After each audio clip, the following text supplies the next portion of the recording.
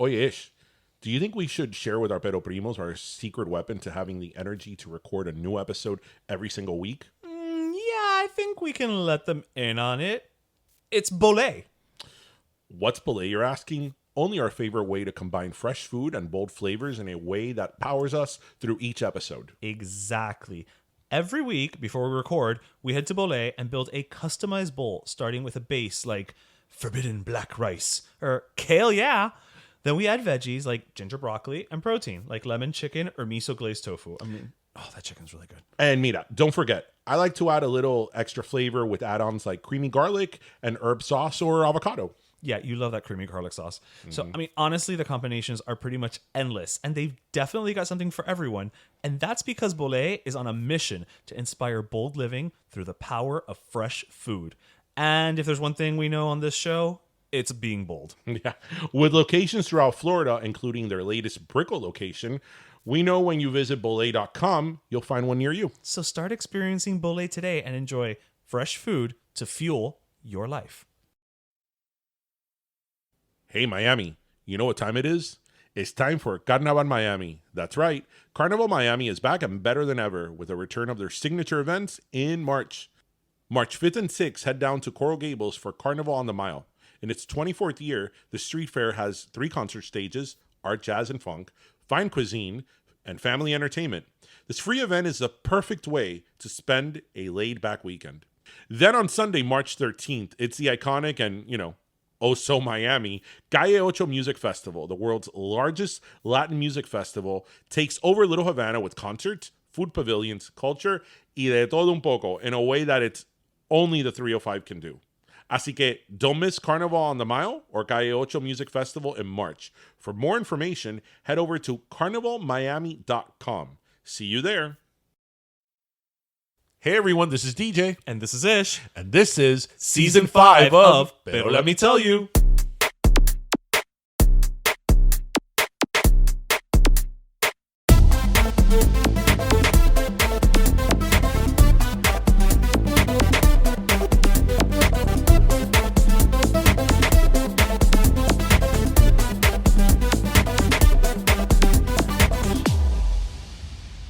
I'm Chilly Willy the penguin, I'm frozen through and through. My eyes are... My head is hot and my feet are cold. Ha, he, ha-choo. But what about the crocodile across the river now? I bet they're always warm as toast. They always seem to smile. I'm Chilly Willy the penguin, I'm frozen through. Whatever. Okay, wait. We are recording. Yes, we are. Welcome to episode 193. Yes. 193. Yes. 193. Oh, I liked how that sounded in Spanish. No. 193. Oui. Oui. Je parle français. Oui. Hello, everyone. Welcome to episode 193 of Pero Let Me Tell You. Yes. Happy Friday, everyone. In what has probably been our busiest week in a long time. It has. And it's still, On this fake Friday. Yes. Shall we talia it and just do the promos up Well, top? let's first welcome everybody on the show. I'm saying, should we just get it out the way? Let's welcome everybody. How is everybody? Did you have a good weekend? Good week? Week. Week. Una semana buena. We're tired. I think, was this week Ash Wednesday? It was. Totally forgot. You know Not why? that I've You know why? gone, but- You know why you forgot? Because since you've been working from home, you don't have that coworker or those coworkers that. That's true. That shows up con la ceniza. Even when I was more of a practicing Catholic, I never did that. No? No, my mom never subjected me to that. Subjected you, goodness. Did you? I don't think so. I don't remember. Well, if you don't go to remember doing Catholic it. school and you don't go to church that day, then Then, there's no way to do it. yeah, I didn't go to Catholic school and I didn't go to church on Wednesday. Unless so, you run into like a really religious smoker. Look, at what we always went to was a Domingo de Palma. Palm Sunday. But so you can get the palm tree and put it in your car. And then you put it on your rearview mirror. Yes. And then by the end of the year, when it was time to get the new one, it had disintegrated already. Yeah, it was kind of dust. Yeah. was kinda But dust, somehow you made it work. Somehow you made it work. But yeah, no, we always used to go to that and whatever. Yeah. I remember Sunday. being a kid, all I wanted was to take communion. Me too. It was like a goal. It was like a life okay, goal. one day. Yeah. One day I too shall go get the bread. I never got the wine. And then, there were the years I was an altar boy. Insert joke now. It's funny because every time I tell people I was an altar boy, they're like, I'm like, oh my God, don't be stupid either. Did you ever get molested? I'm like, no, I did not get molested by a priest. Like, I mean, you Also, know, how is that the joke? I mean, no, because Like, how like is that a that's so joke? Like- stupid. Because yes, I mean, obviously there are problems within the Right. Catholic Church, you know, with this. With I mean, molestation, yeah. I mean, we all know this. Right. But I mean, I also hate when people are like, "Oh, you get molested." No, I didn't get molested by a freaking priest. You know, it'd be great though. What if you said actually yes? Oh no, because then I would have to do a press conference. I don't wanna No, do that. no, not you. But I'm saying, Oh, like, to the you know how, person? like people when they ask, like, oh, were you molested? Like, what would they do if you turn around and you're like, actually, It's yes, funny and I've gone because through years of therapy. The years I was Like- an altar boy, my parents, and it's funny that I was an altar boy because my parents have never been like really religious. My parents are Cuban Catholic. Yeah, which we all know what that means. We don't have to explain what Cuban Catholic No. means. And I think maybe there's Latin Catholic. I Yes. think it expands. Yeah. But yes, But somehow I was an altar boy, and how did that happen?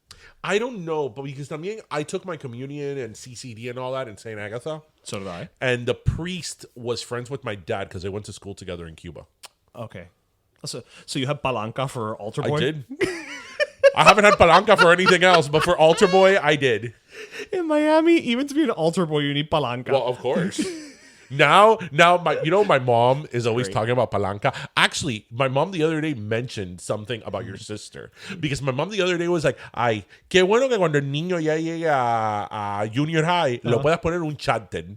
Oh yeah. And he's like, "Tú no conoces a ninguna maestra," and I'm like, "No, not really." He's like, "Pero hermana de Ismael no es maestra," and I'm like, "Well, do you think I'm just gonna call her and be like, hey, like, since you run the charter mafia, like, can you get like my kid into like a charter also, school?" she doesn't work at a charter school. She works at a school for children that are on the autism spectrum. Right, but because she is a teacher, That's it. That's it. Right, like right, she right. has, She knows in everyone, to yes. the charter schools. Right. And no, my mom's always talking about that el desastre que son las escuelas porque todo las escuelas charter es por palanca, porque la niña, my niece, la niña trataron de poner una escuela charter y todo era por palanca. I mean, she's probably not that off. Right. There's some truth to that. But I'm sure there's other elements too. Yes. Right. Yes. Right. Yes. Right. Yeah. So la escuela charter, Charter. which that's such a big thing here now. It is. I have a bit of a problem with it. I wonder if it's big across the U.S. I don't know because every state has a different, but I have a bit of a problem with it because, like, for example, Tristan's school goes up to it's preschool through 5th grade, and they have under 500 kids. Wow. So that means they have less funding. Right. And the reason they don't have kids, it's actually an A school and it's a STEM school. Oh, wow. But the reason they don't have enough kids is because charter schools. And then what's bad is that these it's just my opinion, people. This is why it's our podcast. These charter schools are taking all this funding, because everybody's like, let me put my kid in a charter school. Right. And, they have all these requirements and their curriculum, it operates as a private school with public school funding.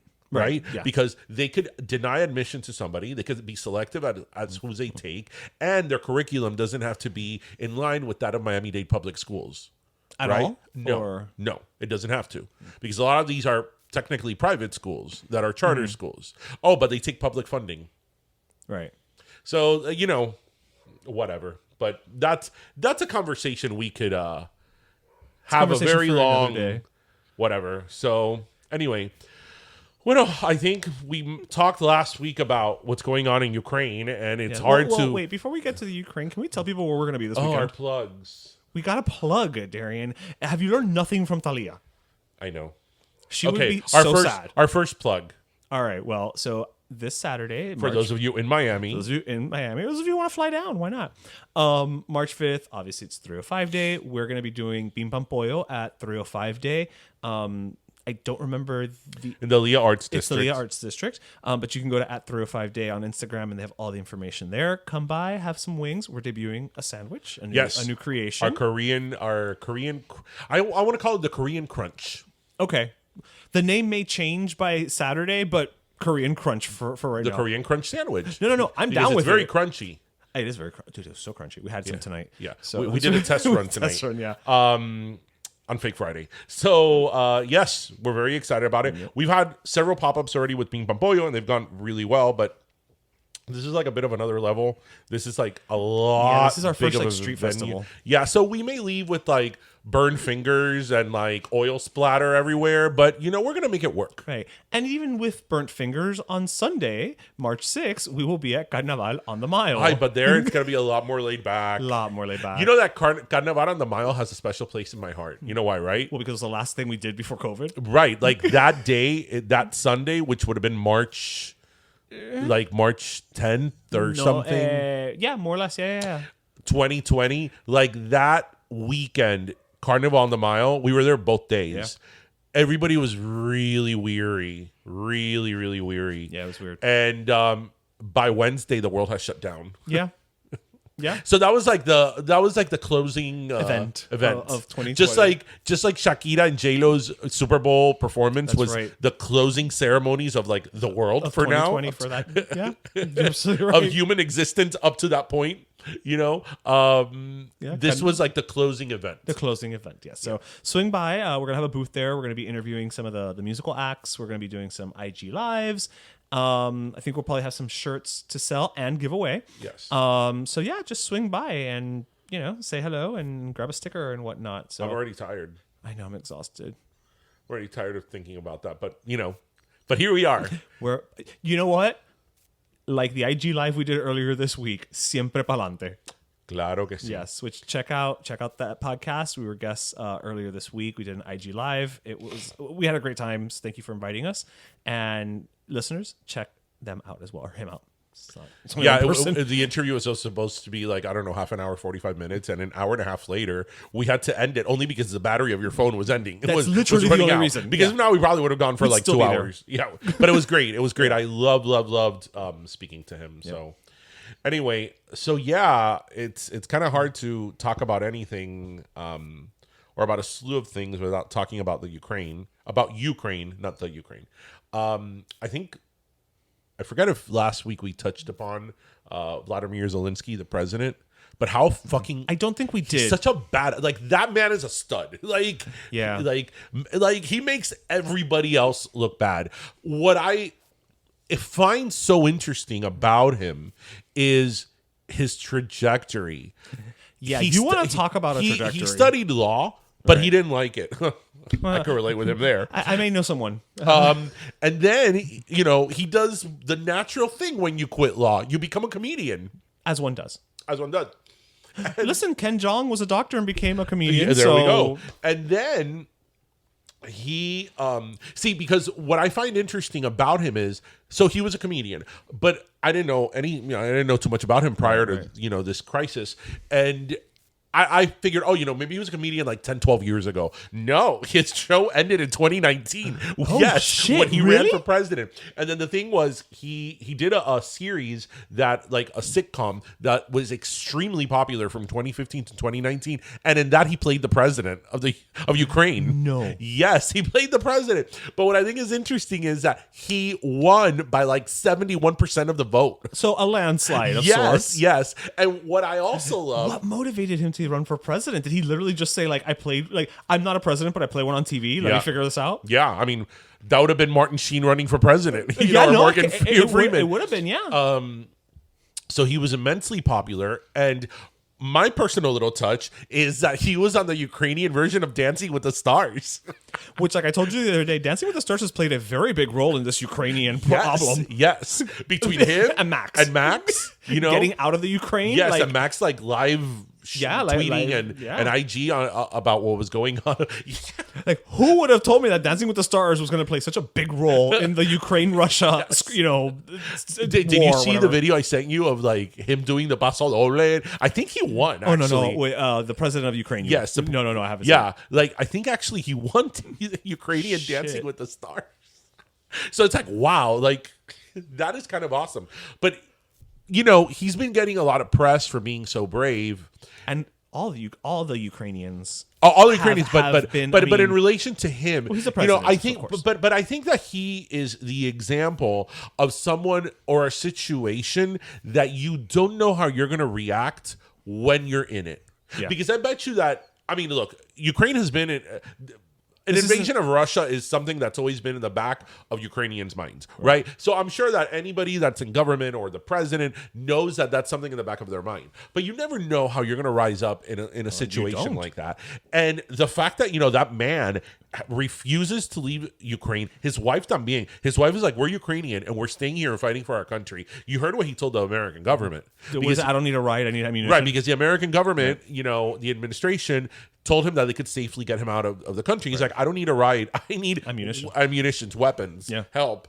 I'm like, man, you're a stud. Like, bro, even their beauty contestants have taken up arms. Pero él se mete ahí con la gente. No, pero digo, but I'm saying it's him aside. I'm just saying in general, it's amazing that the entire country has just stepped up in that way. Yeah, I mean, this is a David and Goliath situation for sure. But I mean, the bravery of that man.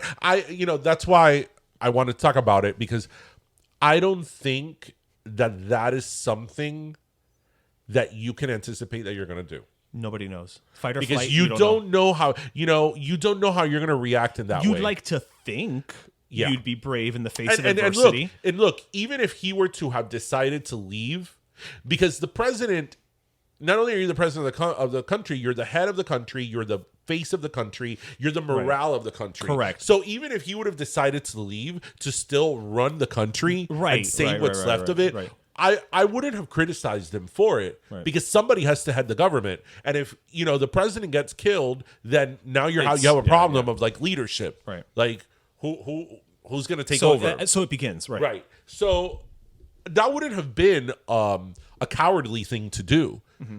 But freaking the guy está en la calle. No, it's not that he just stayed. Yeah. He's like, give me a gun. Yeah. I'm like, wow. Like, and you're not talking about somebody that has a background in military. No, what the most activity he did was Dancing with the Stars. Yes. Oye, everybody that has done Dancing with the Stars says it changes their life. It's true. It's true. You lose weight. You learn the paso. Maybe he's paso dobleing down, between bombs. I mean, who knows? But I mean, I think he deserves. The quick step makes you good at dodging things. What? The quick step. I mean, I keep thinking about what you said. Like, who would have thought that dancing? Who would have thought that in the conversation about the invasion of Ukraine, Dancing with the Stars would be a footnote? And now Tyra's going to talk about it when it comes back. Well, Max hasn't been on Dancing with the Stars for a while, but Val is. But Val is, and also Max is part of the Dancing with the Stars family, and for that one person who doesn't know about Dancing with the Stars, we're talking about Val and Max Chermakowski, yes, who are like among the two most famous dancers, professional dancers on Dancing with the Stars, and they're very, they've always spoken very much about. Being Ukrainian. I didn't realize that Mila Kunis was Ukrainian. I thought she was Russian. I thought she was Russian. Yeah, I thought she was Russian. But no, she's also been very vocal. I mean, these people have shown a bravery that I think nobody... When I say that nobody expected, it's not a comment on it's not a diss. them. It's not a diss to them.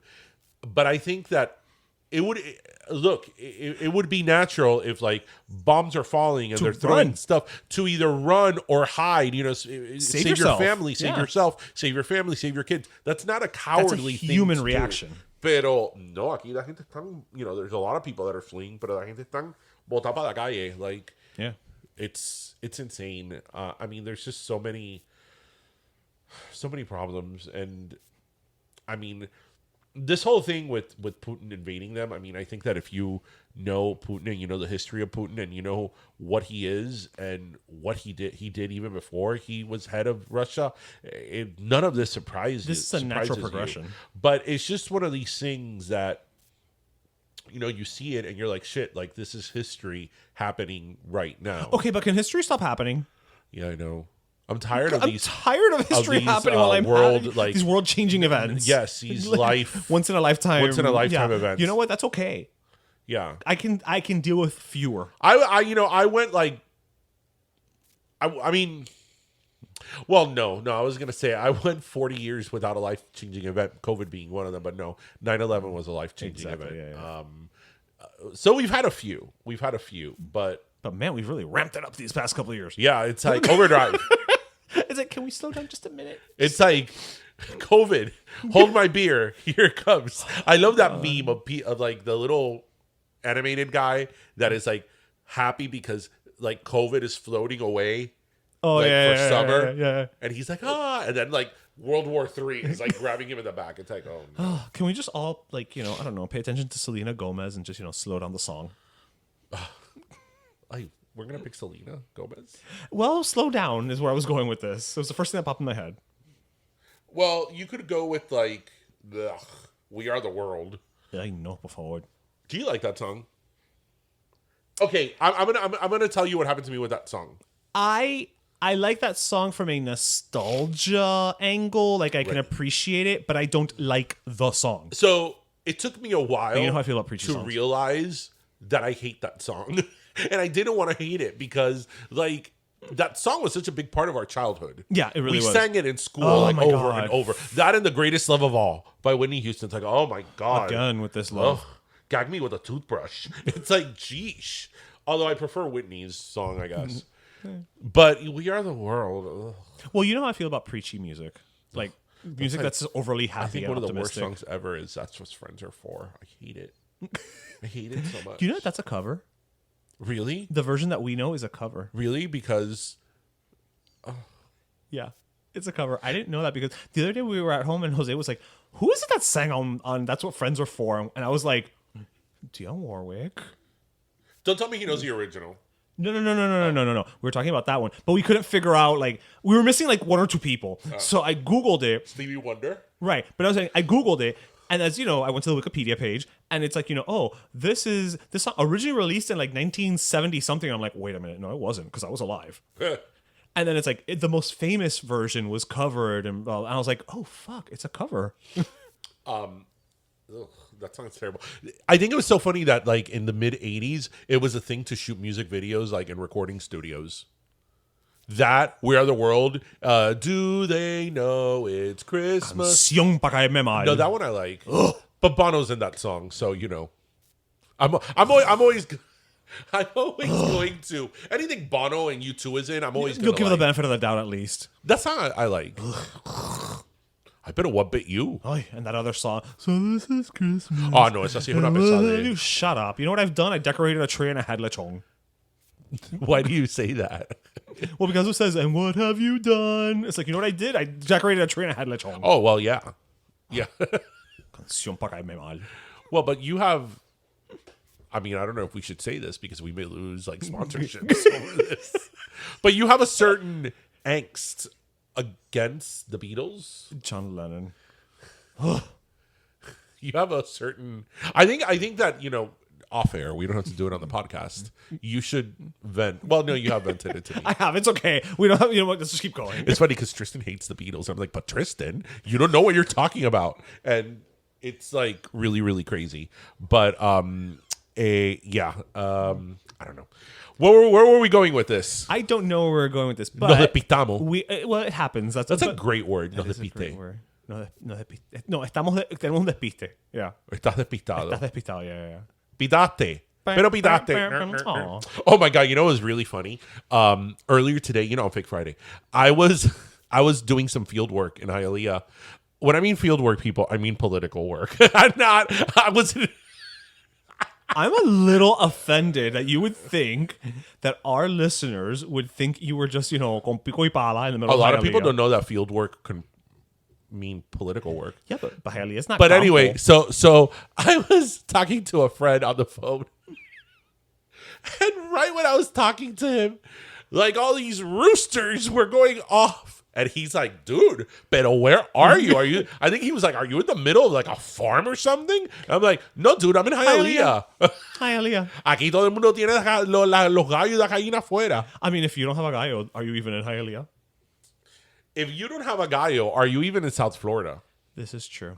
You know about my mom's chickens. Yes. And my mom takes pride, and my parents live in the middle of Westchester. My mom takes pride that, for Tristan, she's like, el niño come huevos orgánicos. And I'm like, well, she's not wrong. She's right.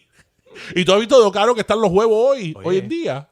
Está la cosa mala. But I Ni que love, estuvieran I viniendo de love Rusia. that my mom talks about the chickens like if they were people. Like, for example, if you walk in and she's talking about the chickens and you don't know it, you would think she's talking about somebody because she'll be like, sí, porque ella siempre está atrás de él, jodiéndolo. Y él nada más quiere estar tranquilo, you know? Pero ella, tú sabes cómo es ella está atrás de él y es una impertinente. And I'm like, she's talking about the chickens. What are their names?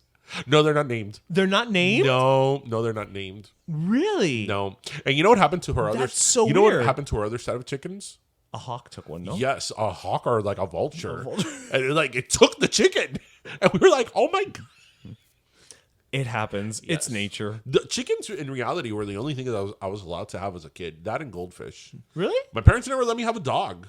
Oh. I didn't have a dog until, I was in high school, Princess. But we got that. Yeah, the Princess was almost donation. The Princess was a hand-me-down. Yeah, it was. Oh, poor Princess. Listen, so listeners, it's sort of a long. No, actually, it's not a long story. Not that long. My brother and my sister-in-law, when they got married, they got a basset hound, which is, if you've ever had a basset hound, it's just pure love. It's so much love. They're so sweet. And shortly after they got married, they moved into my parents' house temporarily for like a year. Because they were building a house. They bought a pre-construction house, as one does in Miami. As we all in Kendall, in West Kendall. Back when Kendall was not West Kendall. Right. No, this was just West Kendall. Right. This was a 137. Oh my God, eso está ahí en la esquina? Yeah.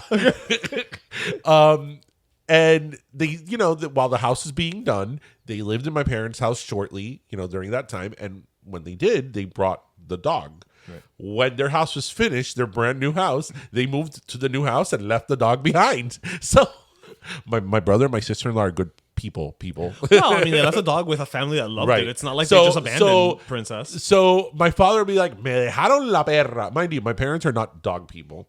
So, but they took care of Princess. Your parents love very that dog. well.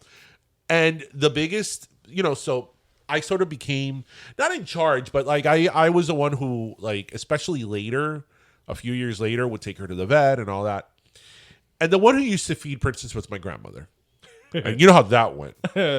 One for me, one for Princess. Every time I would take Princess to the vet, sir, your dog is severely overweight. Because she was a basset hound, her stomach sometimes rubbed against the floor. Pobrecita, ella a veces parecía que she was just dragging herself across the floor. Yeah, well, she was. Pero, okay. She was. Yeah. And my grandmother would always be like, no me importa. Que viva una vida feliz. Yo le doy la comida que me dé la gana. And there I would be buying like science diets, and all this stuff. And I'm like, pero Mima, la perra se va a morir. And she's like, no me importa. She'll go happy. Whatever. Bueno, my grandmother was onto something because Princess, the life expectancy of like basset hounds they're not high. It's like 10, 12 years. Oh, really? Princess lasted 15 years, well beyond her life expectancy, and she died fat and happy in her sleep. So there you have it. So my grandmother was onto something. Moral of the story, abuela's always right. Come lo que te dé la gana. Yes. Hey everyone, DJ here. One of the best ways to get a little me time is hitting the gym, and it doesn't hurt to feel healthy too, right? But with all the variants of COVID going around, some of us still don't feel comfortable going back, and I hear you. Yo me siento igual. Bueno, the new UFit has the perfect solution with UFit On Demand. Available 24/7, the streaming option features hundreds of classes and fitness programs from fitness experts Les Mills. From beginners to high intensity, UFit On Demand means you don't have any excuses for putting off your fitness journey from the comfort of your own home and on your own time. And did we mention it's less than $5 a month? Yep, under $5 a month, and you can work out as much as you want, and it doesn't get better than that. So visit ufit.com to get started with your on-demand fitness goals. After all, at UFit, you come first. It's back. That's right, everyone. The Youth Fair is back, and 2022 is its 70th anniversary. Parece mentira. The Youth Fair turned 70 in 2022. Okay, no 70-year-old has ever been this much fun. That's right. It's got over 120 rides, attractions, and shows. Not to mention our favorite, the food. Elephant ear, corn on the cob, and some of our newer, soon-to-be favorites like deep fried flan bites and churro s'mores? Anyone? I can't think past the deep fried flan bites. I mean, I get it. I totally get it. Así que get to the youth fair from Thursday, March 17th through Sunday, April 10th to be part of the celebration. And visit fairexpo.com for more info or tickets. Remember, be there, the fair. Yes, I've told this story a bunch of times. One of my favorite things my grandmother used to do when she would make me something really greasy, like un bistec empanizado, she'd get, a napkin and then just dab it. She'd be like, coge, mira, le quité la grasa. Yeah. Eso no tiene grasa. Eso no engorda, cómetelo. That's how it works. Yeah. So I had fat-free bistec empanizado. Totally fat-free. Like, Tell me different. Who needs lean cuisine? The snack will still exist? No. Who needs lean cuisine when you could have a bistec empanizado dabbed with a napkin? Yeah, that take away all the calories. And then you put half a cup of olive oil on white rice and you put salt, but that's healthy. It's olive oil. Aceite de oliva es saludable. Es saludable. Es el aceite más saludable que hay. Of course. Porque ese es lo que usan en España. Ajá. Y es orgánico también. Exactly. Eso viene de una mata de aceituna.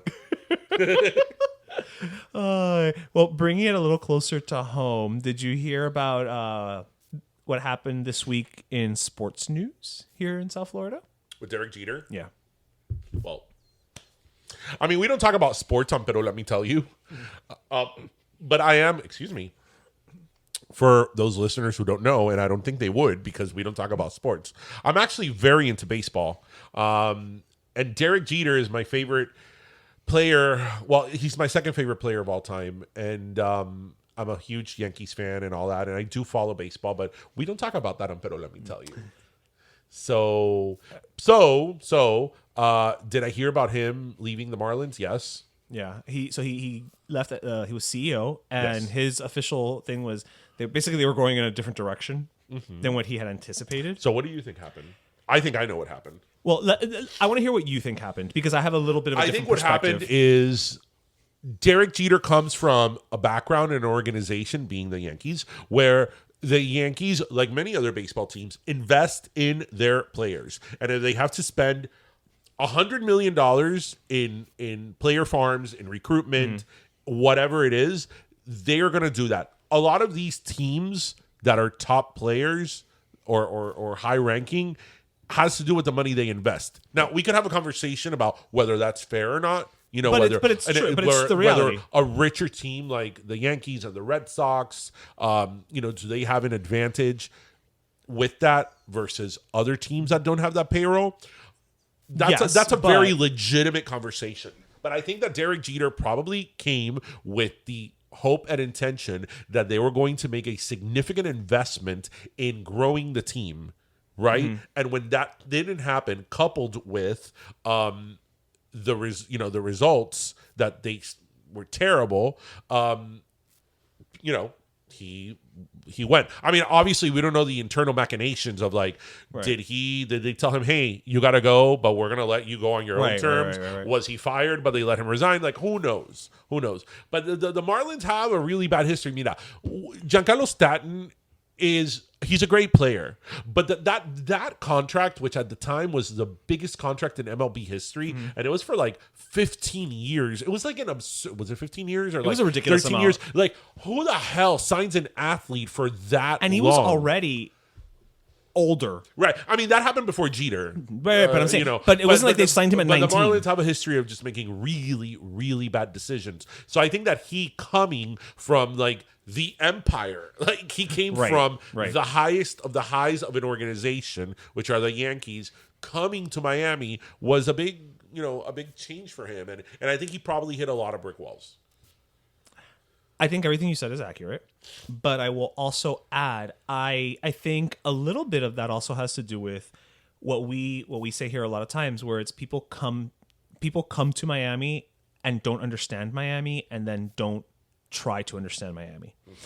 And what I mean by that is in my day job, one of my clients at one point was the Marlins, and I will say my dealings with them were fantastic. My client, she was great. She's no longer with them, but she was fantastic. I met Jeter. He was very nice. You I know, was so jealous. I mean, he was literally sitting right next to me while I was presenting. Like, it was just one of those things. But I will say, you know, and I get at his level, he was there to be involved or whatever. But I mean, I was here talking about, you know, marketing efforts, and he could not have looked less interested.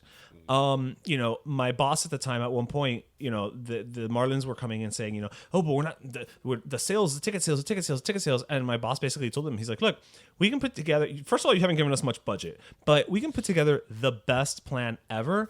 The fact of the matter is that in Miami, the Marlins, there's still a lot of rencor. You know, you guys have to also put the PR effort. And at that moment, quite frankly, I think the best PR asset they had was Derek Jeter. And whether he didn't want to or they didn't want to use him, I think that was a huge mistake. Because every time there was an event or there was something, I'm telling you, you want to bring some goodwill, you got to trot out Jeter. You have a name, you have to trot him out. I don't. You're probably going to disagree with me. I think you have to be you have to be a community effort. I think that when you have a name like Derek Jeter, all that you're saying makes sense. And if he is tied to the organization, because we're not talking, he was CEO. How are you not? Right? So I don't disagree with what you're saying. How are you not going to use your an assets, iconic, use your resources? because he is iconic. He's iconic. And legendary name like Derek Jeter. Right. You know, when using number 2, Derek Jeter, right? So yes, you can make an argument that it was a missed opportunity. However, the problem with Miami is not whether the Marlins did a good job with PR or not or whatever. Look, I think that their latest or their more recent, well, it's a few years old already, the De Colores campaign, I thought that was very good. That was when I was working with them. Very good. I thought Our Colores, yeah. Our Colores. Mm-hmm. I thought that, first of all, the rebranding was very important because the previous rebranding of the Marlins in 2012 when they got the stadium was awful. It was just absolutely awful, especially being that their first... I love that we're talking about sports, Pedro, let me tell you. Especially that their first... their first image, the classic F with the pinstripes. That's another iconic look. That was so nice in the teal. Classy. And then they switched to this monstrosity of like that M with like 5 different colors. It was terrible. So I really like the De Colores, Our Colores campaign. The problem with the Marlins, which is the problem with Florida, or South Florida, we always rank, and I look into these things, and I've been looking into these things for years. We always rank, if not last, second to last in fandom. People here don't. Well, we're fair weather fans. We're bandwagon fans. With the exception of the Heat. I feel like the Heat is the one thing out of our teams. No, with the exception of the Dolphins. Still, you think? No, I'm going to tell you why. The Heat. Basketball is a younger sport. Okay. Right? It's a younger sport. And I think everything about the Heat is right in the sense that, like, the American Airlines Arena is downtown. Right. Like, you go to a Heat game and you make a night out of it. The Heat is really good in promoting games and having... They're also very involved in the community, too. Yeah, they're very involved in the community. The Heat also, the last 20 years of the Heat from when they won the first championship in 2006 to then the LeBron years to even now, the Heat still ranks high. It's competitive. So it's still on that high of being a competitive team, right? So that is why. But before, like... Oh, when we were growing up at the arena? In the 90s and even early 2000s, the Heat were like... Just another team. Another basketball team. Yeah. Now, I do think regarding the Dolphins, I think people here with the Dolphins, they are very consistent. I think the Dolphins is the most consistent one. People that are Dolphin fans are like Dolphin fans, even though they know they're going to be setting themselves up for failure. Yeah, right? That's the epitome of a masoquista. Right? But baseball, and it's really weird because being that there's such a large Cuban population here, which baseball is like the sort of official pastime of Cuba. Traditional. That's changing now, but traditionally, yes. That you would think that it would be more, but no. And then Marlins Park is just in not a great area. You mean Lone Depot Park? Right. It's not a great area in terms of just transportation, getting there, parking. Right. There's nothing to do around there afterwards, even because you can make the argument, at least even with the Fatux Arena, that, afterwards you can take a quick drive to Wynwood or, Bayside or what have you. So we're calling it the Arena?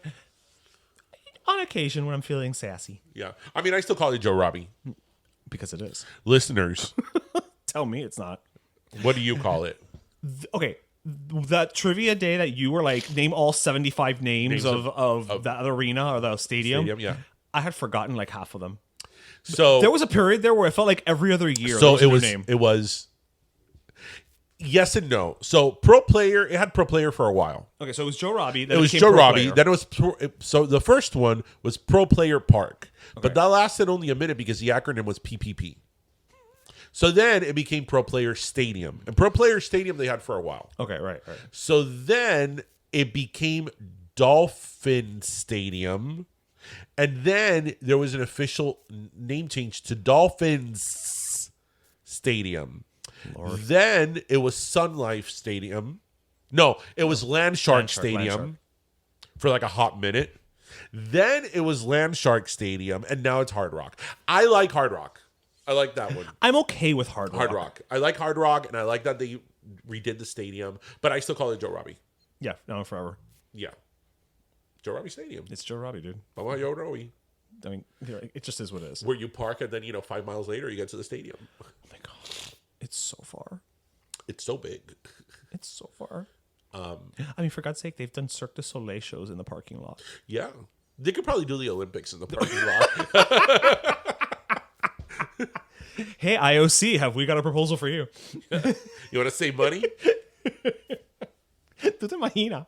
La Olimpiada ahí en el medio. Weirder things have happened. See, Havana was a candidate city for like... Are you serious? Yes, sir. Havana, Cuba. Havana, Cuba was a candidate. It was not a serious candidate? It entered a candidacy bid, and it was accepted. Look, when a city wants to be a candidate for the Olympics, there's like 10 rounds. Okay. And it didn't make any of the significant rounds, but the fact that they accepted their application, it's like, what infrastructure do you have to build this? Like, were they just going to hope that the Olympics was going to fund the whole country? Apparently, but it actually was accepted, and they went through like what I mean, it was a candidate city. It's that it applied and it was accepted. It was never like an official, like there wasn't an actual like candidate city like bid insofar that there was an organization, because a lot of these cities, like there's commercials and there's PR and like there's like, okay, so they just put together a Word document. Sort of. Okay, yes. Right. They filled out the application. Yes. When I was like really, really into like the Olympics, I mean, I still am. I did this whole thing. I remember it was still in the MySpace days. I was like, can we get together to make Miami like a candidate city for the Olympics? And I'm like, if here we can't agree to like, build affordable housing, you think that they're going to be like, I sí que traigan las Olimpiadas para acá. They probably would before they finish. We'll have the Olympics before they finish Coral Way. Well, no, they already finished Coral Way. Oh, but they'll start again. Yeah. No, which is the one now? Oh my God, that was under construction for like 5 years. Oh, that when we were on the Sobe Food and Wine. It's on the beach. Collins has been under construction for about, I don't know, 22 years. I was like in middle school when it went into construction. So that was another fun event. Thank you for the invite, guys. Sobe Wine and Food Festival. Yeah. Oye, ¿oíste who got her show? Who got a show? A talk show? Who? Sherry Shepherd. Well, yeah, no, we talked about this because we did. It was a tail end thing because Wendy Williams. Okay, so what really is going on with her? I don't know, because nobody, like, the thing is that she's all like holed up in her house, right? So it's one of these like she's having health issues, but I don't think they've said. And I really will say I really do hope it's not a relapse of her drug problems, because that's not good. Okay, but why do we always think it's that? Well, because she has a drug problem. Okay, but that was many years ago. But I'm just saying, okay, why? Because I hope it's not a relapse. Because here's the thing, for the most part, I mean, not always, but, if it was cancer or something, I mean, we don't always find out. Look at Chadwick Boseman. But, in this day and age, for something like this, they would come out and be like, oh, she has cancer, she has a heart problem, she has blah, blah, blah. Maybe she doesn't want to talk about it. Wendy Williams doesn't want to talk about something? You never know. Wendy Williams is a character. That's true. A caricature, not even a character. And I'm not knocking her. I mean, if she wants to keep it private, good for her. No, yeah, but the Wendy Williams of it all, there's Wendy Williams and there's Wendy Williams. So, do we know any of the movies that are nominated for an Oscar? We were having this conversation the other day, and I think because now it's officially 10. Best Picture. Yes. And I think I mentioned 2. It's like The English Patient still on it. They didn't just bring old movies back. Yeah, I think I of the movies I know, Dune, Being the Ricardos, Power of the Dog, I think West Side Story. Wasn't and I mean, listen to the question marks. Denzel Washington nominated for Macbeth? Yeah. I want to see that. That I want to see. You know what the funny thing is? Okay, so I want to see that one, and there's this other movie or show or something, but it's on Apple TV, and I was telling Jose the other day, tú sabes que yo no sé por qué a mí, cada vez que I see that I'll see something, I'll be, oh, I want to see it, and they're like, it's on Apple TV, me da pereza. Really? That's a very you reason, right? I just don't like their interface. It's not user-friendly. Actually, you know what? Now that you mentioned Apple TV, I want to talk to you about something that I think this would be a good topic. So, I sort of prefaced it with you a little while ago. Yes. But I think this is a good conversation because I would love to know what people out there would think about this. So, as many of you probably have heard, because this has made the news a little bit nationally, they recently... Well, we talked about it too. And we talked about it here. Of course we talked about it here.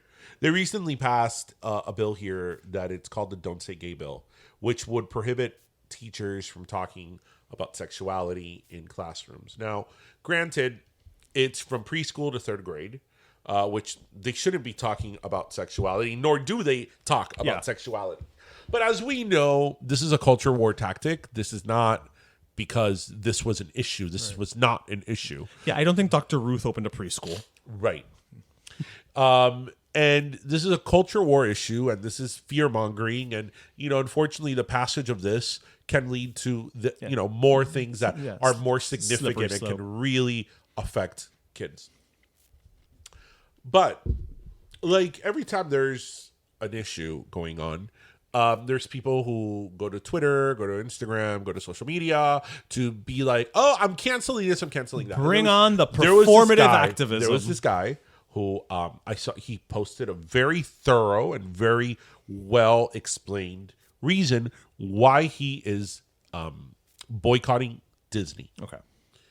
So he goes on to say that, Disney has its gay days and its pride merch, which they make I don't know how many millions and millions millions of dollars. Not to mention the cast members. From. And so, they're one of these corporate sponsors of pride, right? And it's one of the biggest employers. And they found that Disney has donated to every sponsor, like all these legislators that sponsored the Don't Say Gay bill. And they go on to mention this guy, Dennis Baxley, that he donated as Disney, the corporation, donated to his campaign. Okay, got it. Like this Dennis Baxley guy, and he said he'll never affirm homosexuality, and he goes on and on to... I don't need you to affirm it, sweetheart. It's not surgery.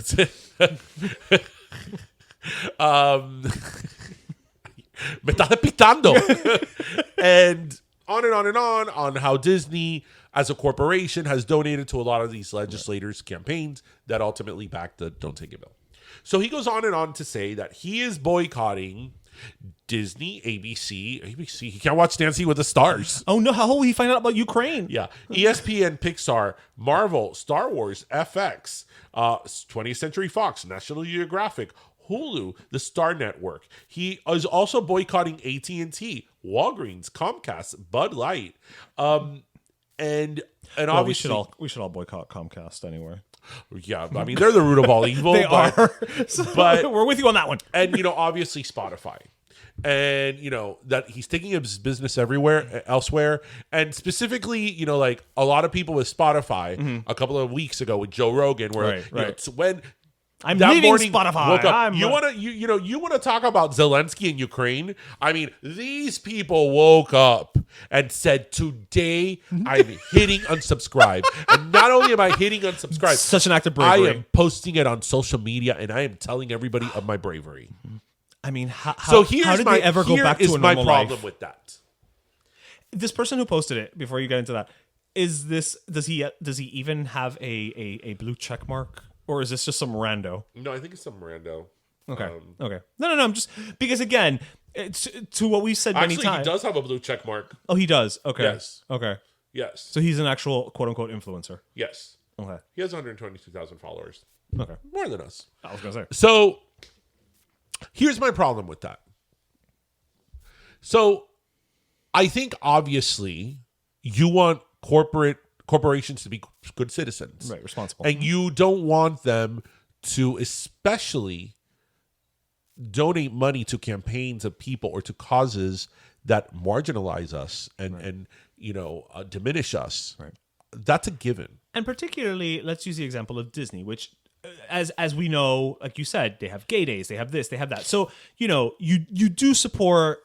Right, but Pride. But I understand. Right, but I understand the argument that yes, you're supporting Pride on this side, and you're making money out of it because let's be very clear, It's a business. Disney's all about making money, Yeah, and juicing every ounce there is out of you. Do you know what? Okay, because Jose used to work for Disney Channel for Latin America. Do you know what his boss used to tell him all the time? What? Don't forget that we at this company are in the business of selling lunchboxes. Oh, really? Lonchera.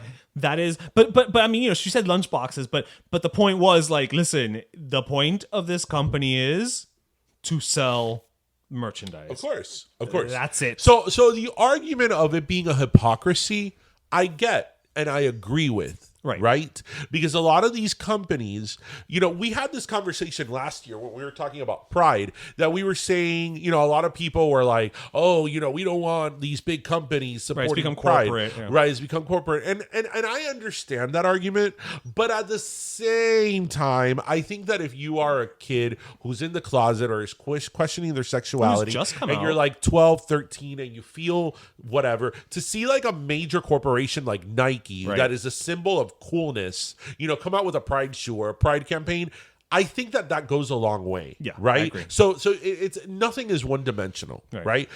Are their intentions to make They're money? not doing it out of the goodness of their heart. Sure, but even if their intention is profit, it is helping people, Right. It and sounds I like a positive really fact. do believe that. Right. But so I understand the hypocrisy argument. Right. My problem is that a lot of these people are like, I'm canceling Spotify. Joe Rogan is the devil.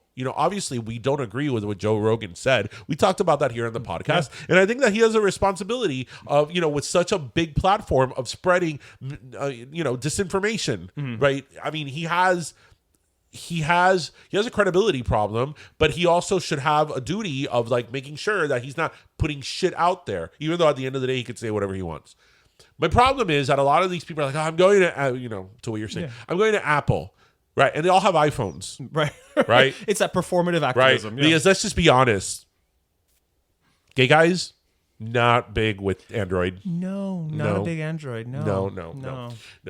It's all about Apple. It really is. But you know what? I mean, we're kind of joking about it, but it's like, okay, it's like this. It's this selective outrage that we always call. It's like boycott Disney, boycott ABC, boycott this. Right. But I have an iPhone, I have a MacBook Pro, I have all this stuff. Right. And Apple, and this is not us talking stuff out of our ass. This is not a secret. This is known. Apple manufactures all its stuff in China. It may say designed by Apple in California, but it's manufactured They send in that China. design away. The working conditions of the people in China have been talked about time and time again.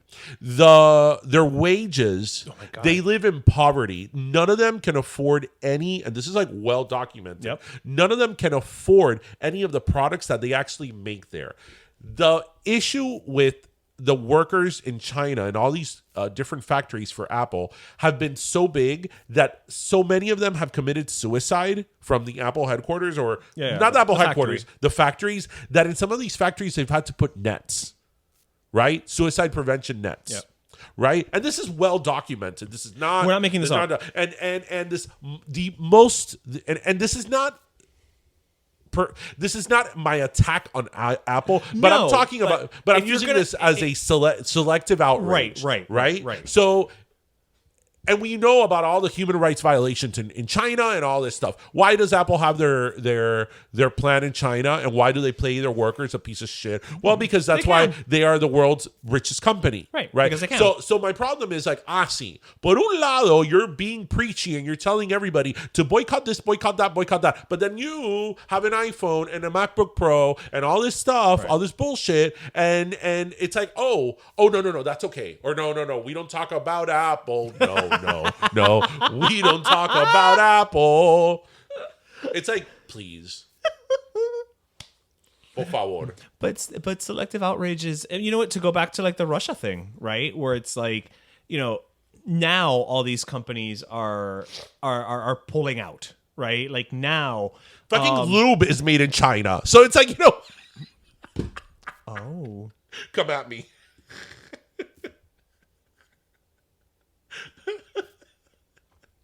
That's very true. But anyway, what were you saying? No, now I'm thinking about where else lube can be made. I don't know. Antarctica? Doesn't it come from like whale oil or something? Well, no, don't kill whales just so you can have sex. I don't know. What a weird path. Okay, maybe we should edit that part out. But you were saying? No, what I was saying is, the thing with like all these companies now, they're pulling out of Russia. You know what I mean? Like, and you said it earlier. Putin's always shown us who he is, and now Apple is like, nope, you can't. We're pulling our products out of Russia. All these studios are like, nope. Now you're not getting, the new Disney, the new Batman movie, the new this, that, and the other. So it's, look, I'm not saying don't vote with your wallet or, do what you feel. But it's one of those things where it's like, where's the line? The line just, they just keep moving the line, and it's not even a straight line. It's like gerrymandering. Yeah. It's like... It's like, mira, I can't go to Publix. I can't watch The View. I can't watch The View anymore. Oh, yeah. No. Because The View's on ABC. I can't watch The View. I can't watch Hulu. Nope. What do I watch on Hulu? What was I watching on Hulu recently? What do you know? You know what I watch on Hulu. It's your account. Yeah, that's right. Were you watching Pam and Tommy? No, but I want to watch that. How I Met Your Father? No, but I want to watch that too.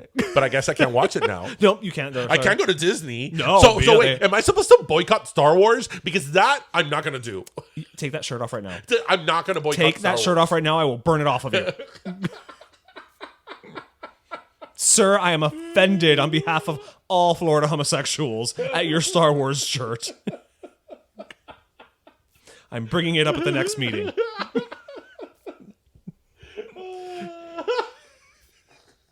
Burn my Star Wars shirt. Burn it to the ground. I'm gonna Death Star that bitch. But yeah, I think it's like, I don't know. I just think it's selective outrage, and it's, if you are going to play that, because I would like to think that you want, because there's issues that maybe are not close to me. Right. That I wouldn't want even if they're not close to me, I wouldn't want a corporation like advancing, Right, like I don't want a corporation to advance slavery. I don't know any slaves, but okay, maybe that's not the best example. But whatever, doing the quick, okay. Whatever it may be, like even if it's not a cause that's close to me, I still wouldn't want a corporation to donate money against that cause, right? Mm-hmm. So if you're going to get on the soapbox and tell people, I'm boycotting this, I'm boycotting that, it's like, okay, well, but you also need to look within and see all the things that you have. That you turn a blind eye. That you turn a blind eye. Because the whole thing with Apple, for example, that I mentioned, that's not a secret. No. It's not a secret. So, okay, we can't watch Star Wars. But, yeah, Publix is on that list. Oh, yeah, I'm sure. Yeah, Publix is on that list. Como dijo one time, Billy Corbin, which we like Billy Corbin. But we don't have a problem with agree Billy and Corbin. disagree on. And he was like, "Oh, I don't go to Publix. I shop at Millam's. Millam's." And I'm like, first of all, there's only like 3 Millam's in Miami. Right, in Miami. Right, in Miami. And Millam's is a great supermarket. It is. Mm-hmm. It is. But it's extremely expensive. Yeah. Right? They don't have BOGO at Millam's. They're not doing 2-for-1 coupon. Right. And it, a place like, not that Publix is cheap, because Publix But is it's not cheap. cheaper than the So, Millam's, a lot of Millam's. times people don't have a lot of choices, in Right. terms of where their spending power is. Because if they only have one supermarket, Right. They have one, or you know what? They can't go to a place that's organic or a Whole Right, Foods right, that's yeah. sustainably sourced. they and can't all afford a that. whole paycheck. Yeah. Right. So, yeah, that's my whole thing on it. But I think that what we agree with is that our opinion is that Comcast is... Comcast is the devil. So, that We'll never get that sponsorship, and I'm okay with that. that my internet has been bad for months now. Like, it's very shoddy. Do you have Comcast? I have Comcast, and it's like I'm paying for it every month. Just the thought of calling Comcast, I'm like, I'll deal with the shoddy internet. You know what was one of the happiest days of my life? What? When I called to cancel them because I was moving to New York. But then you have to get them again. No, I have AT&T. Oh, okay. But it was one of the happiest days of my life. Because, they always try to get you with the like, oh, maybe we're in your area. And I was like, no, you're not. Comcast is not in New York? Nope. Really? At least not at that time. It was Time Warner or But isn't Comcast based in New York? or Fios. Is it Comcast based in New All York? I know is that Rockefeller? I did not have Comcast. Yeah. And no matter how she tried to, I was like, nope. And nope, it's like nope. I'm gonna call Comcast, and I know what they're gonna tell me. Oh, we're gonna help you troubleshoot it. I'm like, I've already turned it off and on and off for like 5 times. One time, I literally told them, I'm like, you know what? No, we're not troubleshooting this because I don't pay you a monthly fee to be your IT. Yeah, to troubleshoot. So get somebody out here. I love whenever I go pick new equipment up, or my father or whatever, that when you go pick it up, they're like, oh, it's super easy to install. Bullshit. I'm not the techiest person on earth, but I know I'm techie enough You're not Unyame. that I could get shit done. I don't need people to install my stuff. I can install it myself. I've never needed anybody to help me with anything with tech. I'm good enough. Right? I can't install a Comcast modem for the life of me. So then you have to call, and you have to be there for like an hour. And then, one of the things that I hate the most is when you call these places and it's not even that if it's a foreign customer service area, it's the fact that everything that they tell you is scripted. Right. Oh, yes, right, Mr. right, Borges. right, yes, right. yes. Step one. We thank you so much for calling today. I'm so sorry you're so frustrated with that issue. I can understand how frustrating it must be. And, I'm here to help you. I'm like, shut up. Just go to the next step. I'm getting upset just listening to you. But you know what I'm saying is like 100% accurate. Yes. And I'm like, just shut up. May I place you on a hold, please? I'm going to place you on a very brief hold. Oh, Mr. Borges, I'm so sorry for placing you on a brief hold. I'm going to have to, it's like, I don't care. Just solve the problem. solve the problem. Solve the problem. I don't care. Just, no, and I'm going to have to because like on Zoom calls especially, like it keeps freezing up. Oh, yeah. And I'm like, oh my God, I have to spend the next 4 hours. No, see, my dad recently, and when I mean recently, I mean like a month ago, I get to my parents' house and I see the Comcast bag. And I was like, Oh, no. oh no, my dad got a new modem. Because he had been complaining of a bad modem too. Oh, I'm no. like, oh no. And he's like, ay, mira, yo lo traje ahí para cuando tú puedas te lo ponga. And I'm like, and I told him, I'm not going to do it. You know how that's a very big problem with my boundaries. I don't say no to people. Yes, that is true. I don't say no to people. Yes, so there's 2 things already on my list. So listeners, I think we talked about this before. I have a really bad, like for some people it's good, but to me it's a detriment. I have a really big problem saying no to people. Yeah, you're Like, very helpful. I try to be, and even if I'm super complicated and I'm like have 25 things to do in one day, I'll add a 26 if you need help. You'll figure it out. I have a really hard time saying no to people. There's 2 things that are on the list that I'm like, guess what? Politeness week is over. That it's like, I'm not helping you. Number 1 is to move. I am not helping you to move. Why? Because I have helped. I don't know if it's maybe because people think that I'm freakishly strong, that they're like, oh, we're moving. And They it's see you like, so big and burly. and I'm like, yo he mudado a medio Miami. And yet, whenever I've moved, I freaking hire movers because I don't want to deal with it, right? But everybody else, a moverlo. Ay, ayúdame a mover. You know, tú me puedes ayudar a mover el sofá. No. El sofá will be the least No. Because they're like, ay, tú puedes ayudarme a bajar el sofá porque lo tenemos que poner en la camioneta. Right. Pero cuando llega ahí, ay, bájame la cama de la niña y bájame el comedor. Well, yeah, ya que estás ahí. And I'm like, Ya que this is estás more than ahí. a sofá. Yeah. Or my personal favorite that we've been through. Oh, I need help moving. And then you get to the person's house y no han puesto una cuchara en una... You've had that experience more than once. I've had that many times. So, you know what? I don't help people anymore. I don't help you move. I'm sorry. There's many people that have moved recently that I love. I would take a bullet for, but I'm not helping you move. I'm not helping you move. And the next thing that is on my list, I am not installing your Comcast modem. It's a short list, but you're firm I'm on not, it. because you know what the Comcast modem is? Me va a dar la presión alta, and it's going to cause me a heart attack.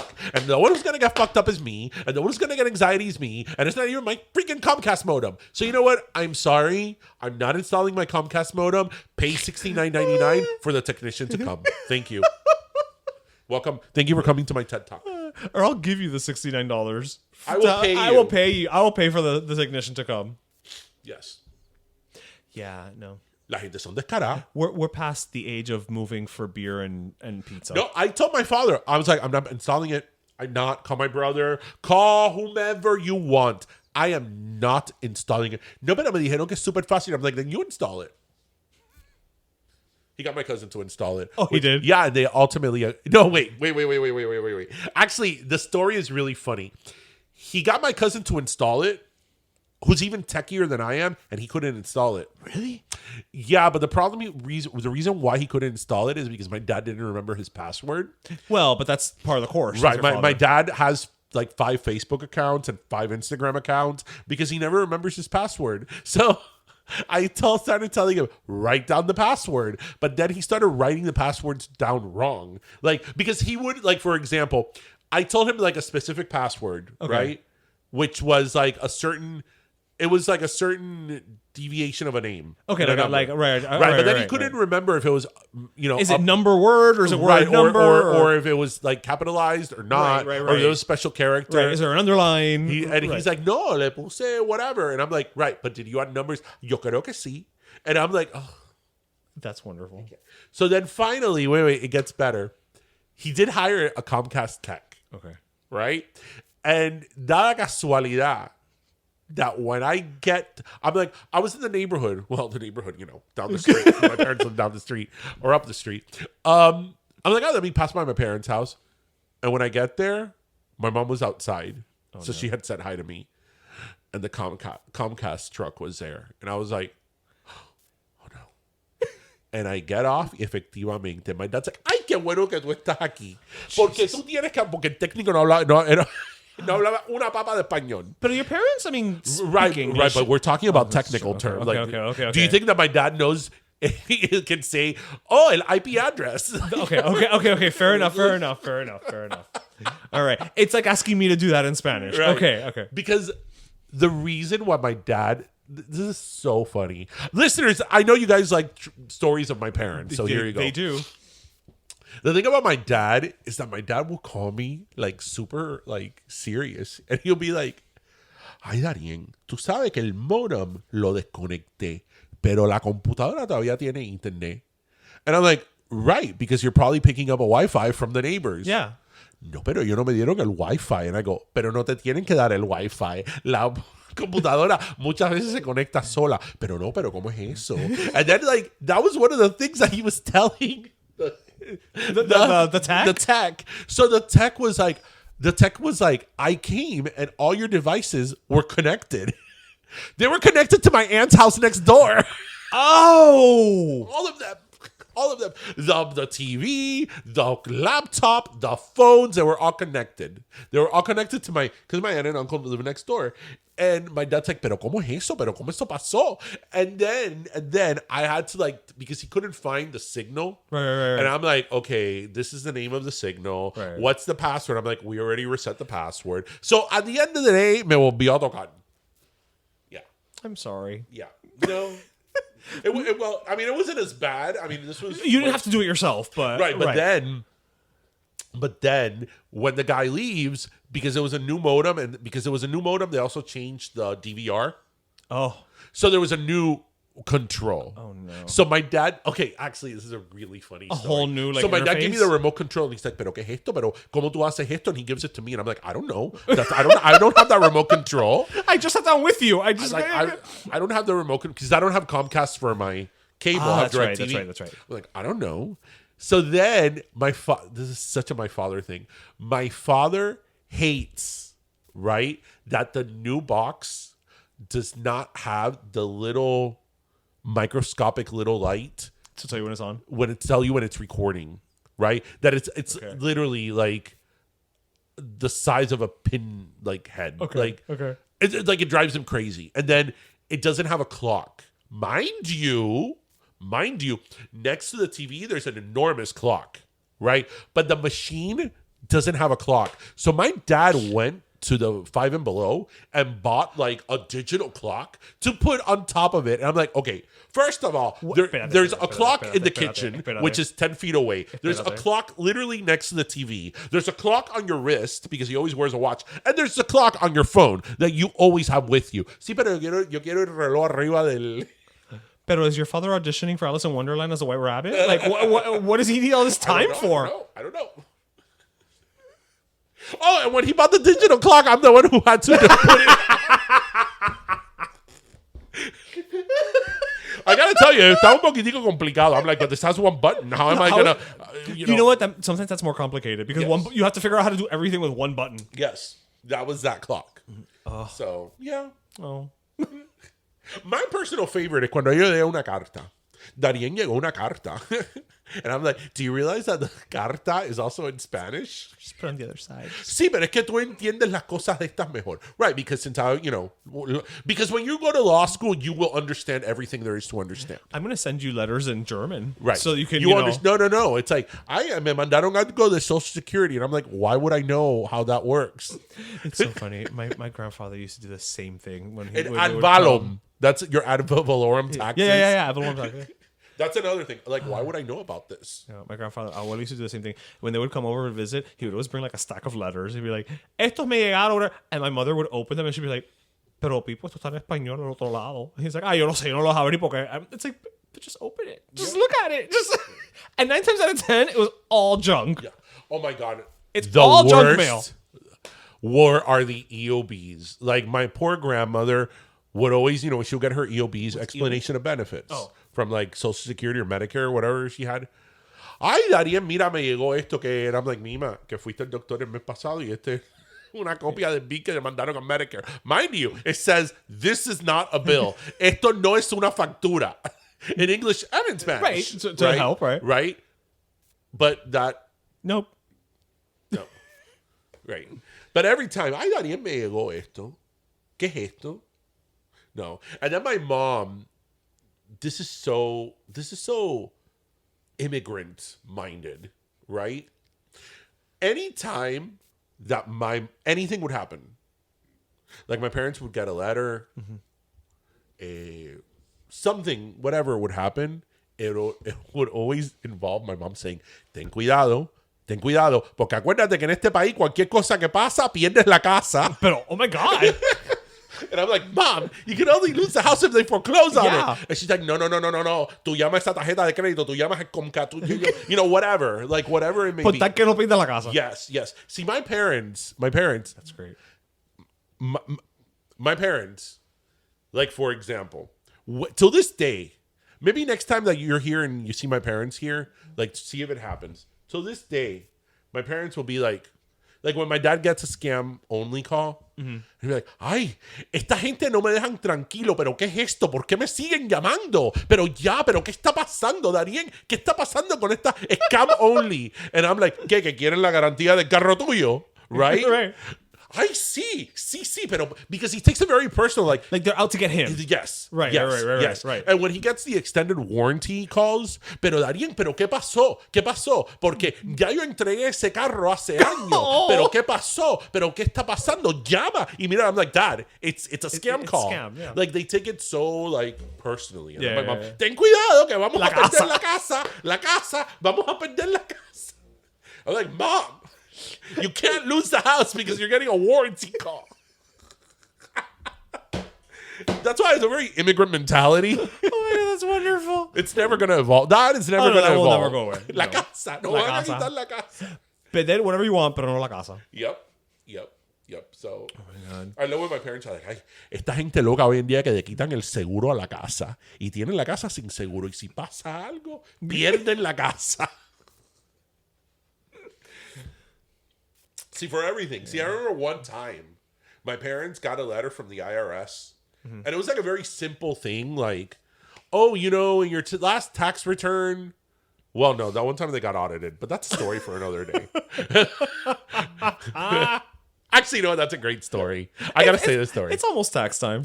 So so this is our tax edition of Pero Yes. Let Me Tell You. So my parents have always been those people that they've never gotten money for their taxes. Ever. With 2 kids, right? Wow. And a house. Right. You hear people like my aunt and my uncle, oh, we got $7,000 back. Oh, we got $5,000. My parents are like, oh, we got 200. I don't know what. But I was picturing it like Charlie Brown on Halloween. It was like, I got a rock. Like, but they never got any money back. And then it would be like, sí, porque nosotros somos unos infelices. Y a nosotros el dinero no nos viene. It was always that victim de no perder mentality. la casa. That victim mentality. So, actually, this happened while I was gone up north when I was in law school. I come down for term break, and my dad's like, ¿Tú sabes qué? Nos dieron $5,000 de los taxes. And I'm like, oh my God, that's Wow. great. Or whatever amount. I'm like, oh my God, that's great. And this was years ago, obviously. And he's like, buenísimo. And then the next year, he went to the same accounting firm again. It was in Miami Beach. And this was somebody that they had On come Lincoln recommended. Road. Yes. And then everybody in his job went to the same accounting firm. Okay, so it's not like he pulled this person out of a hat. No. Right. He went because other people went. Right, okay. And they said how good they were, right? Okay. And my father went, and I was thinking, like, I don't know anything about taxes, but if you always get $200 back and somehow you got like $5,000, like Something's off. something's off, or maybe the tax law changed, whatever. Right. So, like a couple of years later, all of them, everybody that he worked with, and my dad worked at a really big company. Everybody got audited by the IRS. The whole Everybody, because what happened was that the accounting firm they were going to was fraud. up to no good. Yeah. And when they went down, all their clients went down. Well, no, at that point, they have to audit And, and everybody. it's really unfair. It really is unfair because if you have people that in good faith go there, because, an accounting firm, Right. you're going to a professional, just like you go to an attorney, you go to a doctor. Right. You go to an accounting firm. So if you tell me that you got me $5,000. I'm assuming you did everything on the up and up. That's why I'm not an accountant. Right. So if I sit with you and you're telling me, oh, these are the deductions that we have and this is whatever, and I got you $5,000, I'll assume we're legit. Yeah, that's why I went to you. It's not like I sat home and I'm like, ha. How do I beat TurboTax? Right? So it's very unfair, pero cayeron todo. Y para qué fue aquello? My mom nos van a quitar la casa y vamos a ir para la casa. I'm like, Mom, you have to return like pocket change practically to the IRS. Just pay it off and just call it a day. You'll be fine. And you'll be fine. It was Yeah. $200, shit like that. I'm just like, call it a day. Pero vamos a perder la casa. It's always about la casa. You want it, listeners? You want stories about my parents? There you go. There you go. You guys love them. Asked and received. Yeah. Bueno, I know it's a long week for us. Is it soda time? It's soda time. All right. You want to go first? I will go first. All right. Yeah. So my lesson. It's so funny that you went through the whole spiel of talking about how Disney was the devil because they well, according to this person, because they donated to all these causes and this and that. But I'm actually going to give my last soda in a weird way to Disney. No.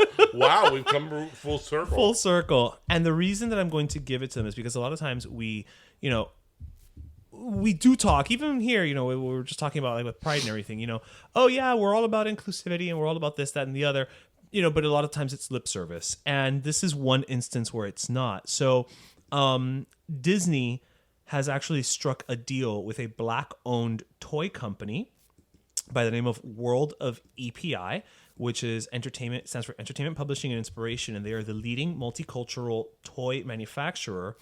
And they have just announced a collaboration with Disney Consumer Products, Games, and Publishing to create fashion dolls, collectible figurines, and accessories for the new Disney Plus series, The Proud Family, and the upcoming Marvel series, Moon Girl and Devil Dinosaur. And they're also going to create a series of, I know nothing that you just said there. They're going to create a line of fashion dolls and all that. But what I think is interesting, or what I think is great, is this is an instance of Disney saying, you know what, we have these properties that we know we're going to have toys. Again, like I said earlier, right? Like, the goal of Disney is to sell lunchboxes, as opposed to just going to one of your big guys, like, your Mattels and your Hasbros and things like that. They sought out a small company for these, the Proud Family. It's a story of, it's a multicultural cast. It's animated, but it's multicultural. Moon Girl is an African-American girl.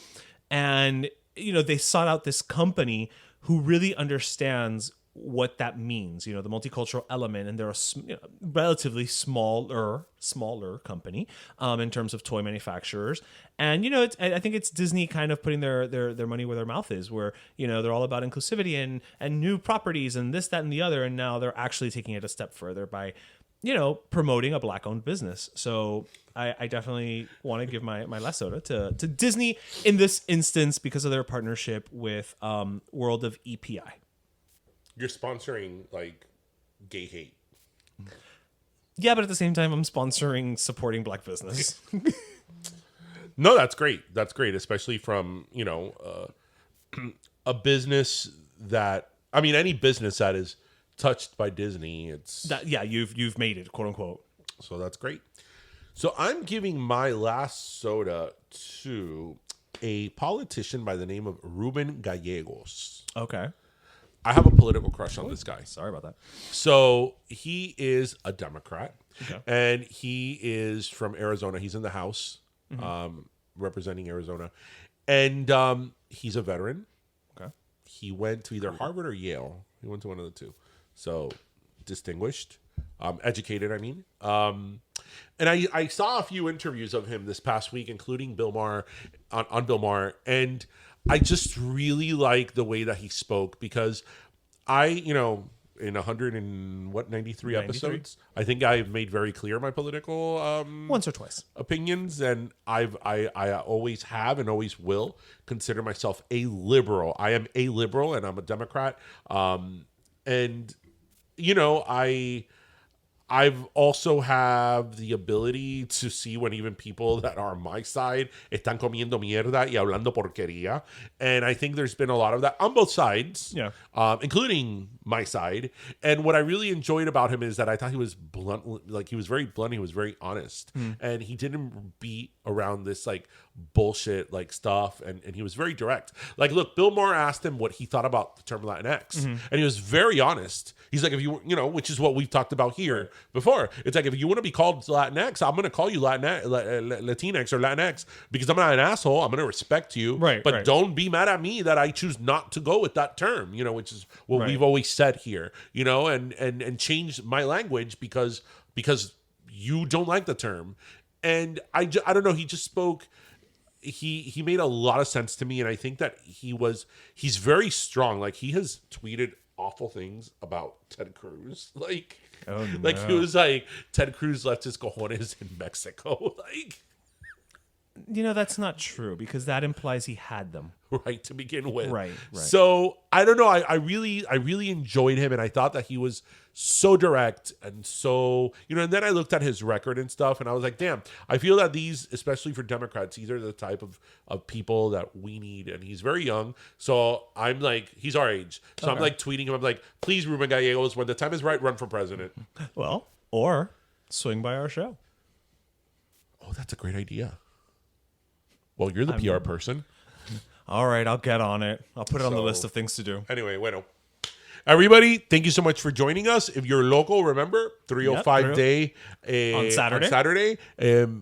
I was gonna want to say Miracle on the Mile. So do I. I always want to say that. Carnival on the. When I think of Miracle on the Mile, I think of like an ice skating show. Yeah. Yes. Very, very winter. Yes. Yes.